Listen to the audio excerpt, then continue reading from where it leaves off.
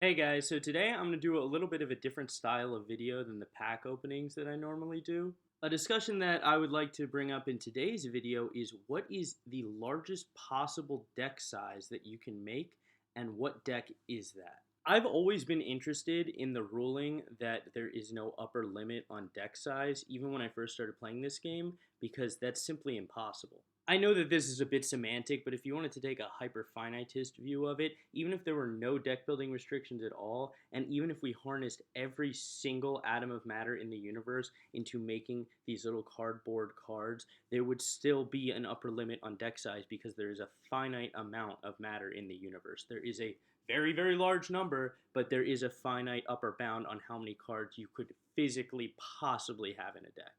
Yes, I know that's not what they mean. I know that they were just intending with the ruling to be like, have as many cards as you want. Just the term no upper bound really bothers me because it's a very tall claim for a finite world. But then I started thinking a little bit less like a douchebag, and I realized no, that there is a much smaller upper bound to the amount of cards you could have a deck based simply on the released cards and the deck building restrictions from the rulebook. This really intrigued me despite its complete irrelevance because this is a number that could be easily calculated. It was a problem that just struck me as interesting. So I ended up going onto the Facebook group for the LCG 2.0 community and collaborating with someone named Colin Weir. Shoutouts to Colin. We worked together to construct a Google Doc that is public. I'm going to link it below. The rest of this video is going to be about our thought process and how we figured out how to make the deck with the most amount of cards and then reveal how many cards that is, and it might surprise you. I just want to clarify right now that I am not tournament experienced. I do not know the tournament legal rulings. I recently found out that there was a restricted list. So these calculations are based on all released card packs, including the things we do for love, which is apparently not legal, and those will be incorporated into the calculations. So this might not be a tournament legal deck, but it will be a deck that follows the deck building restrictions as given in the rulebook. Just to review the deck building restrictions really quickly, you are allowed to have up to 3 copies by name of any card so long as it is either neutral or it fits into your faction. That is the base structure of how the deck construction works. In the rule books, there is a rule for something that says deck limit X, which would either restrict the amount of copies of a card that you can run in your main deck or allow you to run more than 3. However, even though it's in the rulebook, I don't think there is a single card that has that. Before we even made any decisions about the faction and the agenda, the first thing that we could clearly calculate is how many neutral cards. I went onto the card game database, I unchecked every faction except for neutral, I left all the other criteria open, then I accounted for the plots, factions, and titles and agendas in order to reduce the output from 193 cards total to the 162 total runnable neutral cards in the main deck. Because we're obviously going for biggest deck size, we're going to try and run 3 copies of each of those, and simple math will tell you that 162 times 3 is 488, but there's actually a problem with that. The deck building rulings state that you can run 3 copies of each card by title, which means that cards that have different effects but the same title, you can't actually add to that tally because you can only run 3 copies of one version of them. The only neutral cards that share a name with a card with a different effect are the 3 copies of Littlefinger, the 2 copies of Varys, the 2 copies of the Iron Throne, and the 2 copies of King's Landing. These 2 extra copies of Littlefinger, 1 of Varys, 1 of King's Landing, and 1 of the Iron Throne lead to 5 fewer runnable cards that we can actually run 3 copies of in the deck. So our actual final tally on runnable main deck neutral cards was 3 times 157, which is 471. So right away, we are starting off with 471 cards in this deck, and we haven't even picked our faction, let alone our agenda. But the agenda was the next obvious thing. Alliance really has no competition in this matter. There are other agendas like Kingdom of Shadows, the Conclave, the White Book that allow you to run non-faction cards alongside your faction, but Alliance allows you to run 2 extra factions in addition to your faction as long as you only run non-loyal cards. So it was pretty easy to determine that even if we didn't know what our faction was, our agenda was going to be Alliance. So now we had to figure out what faction we were going to run, and then in addition to that, what two sub-factions we were going to run, and then we'd be done. So how did we do that? Well, picking the faction is obviously based in part on how many cards that faction includes. Like if it includes the most cards, then you might think right off the bat, okay, that faction has the most cards, multiply that amount of cards by 3, and that'll make my deck as big as possible. However, we once again have to consider the deck building stipulation that does not allow you to play duplicate cards by title. So we had to focus on a faction that had the fewest amount of cards in it, loyal or non-loyal, which shared a name with a different version of a card with a different effect. This led us to the Night's Watch. Now, the Night's Watch has 131 main deck cards. However, before we can multiply that by 3, we have to once again examine and then take out the duplicate cards by name. The only duplicates in the Night's Watch deck are 3 versions of Jon Snow, 3 versions of Samwell Tarly, 3 versions of the Old Bear, 2 versions of the Wall, 2 versions of Yoren, 2 versions of Maester Aemon, and this was the tricky one that Colin figured out that I couldn't.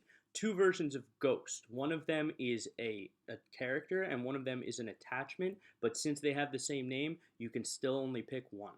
Subtracting all those duplicates, which turns out to be 10, our total of cards that are allowed to be run at 3 copies in the main deck in the Night's Watch faction goes from 131 to 121.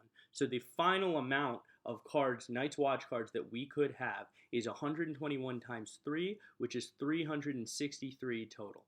For 2 sub-factions, we had to go through a similar process. We needed to pick factions that had the most non-loyal cards, because you can only run non-loyal cards when you're using Alliance for your sub-factions, but also the fewest duplicates by name within that non-loyal pool. Those 2 factions turned out to be Tyrell and Greyjoy. Again, using the card game database, we could see that there are 89 non-loyal Greyjoy main deck cards, coming in a close second to Tyrell's 90. So why don't we start with the Tyrells? Like I said, they start with 90 cards, and the only duplicates by name within the non-loyal pool are actually 3 versions of the Knight of Flowers, 2 versions of Marjorie Tyrell, and 2 versions of Sir Garland Tyrell. This means we have to subtract 4 from our 90 to end up with 86, which, when multiplied by 3, gives us a total allowable 258 cards that we can run from the Tyrell faction in this deck. Greyjoys, having the second largest non-loyal card pool, had 89 cards to start with, as I mentioned, and they actually only have 3 duplicates to worry about. There's 2 versions of Aeron Damphair, there's 2 versions of Asha Greyjoy, and there's 2 versions of Theon Greyjoy. So we ended up doing 89 minus 3 to get 86. We multiply that by 3 to get 258 cards once again. So actually, the amount of Greyjoys and the amount of Tyrells in this deck are tied at both 258. So the final total of the amount of cards that we could have in our main deck was the 471 neutral cards plus the 363 Night's Watch cards plus the 258 Greyjoy cards plus the 258 Tyrell cards to get us to the very high but very nice, very good looking number, 1,350 cards. Toss your rulebook aside because that is the upper bound. That is a deck that you could make. Maybe not take to a tournament, but you could make it. It would not defy anything in the rulebook whatsoever.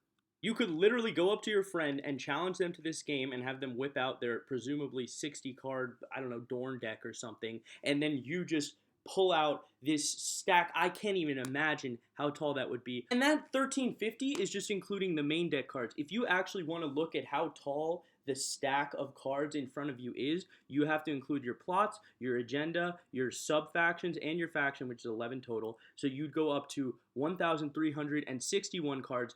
Don't know how you get a rubber band around that.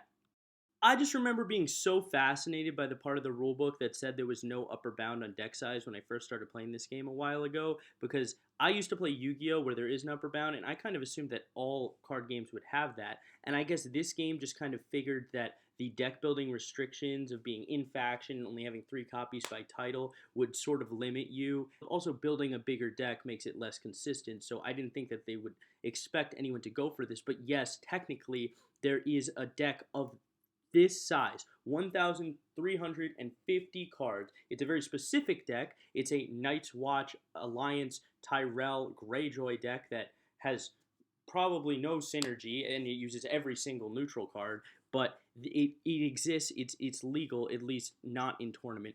That is so cool to me. I didn't like the fact that they said that there was no upper bound, so I wanted to find what it is, but it's high enough that there is essentially no upper bound because nobody is going to build a deck that big. But you could.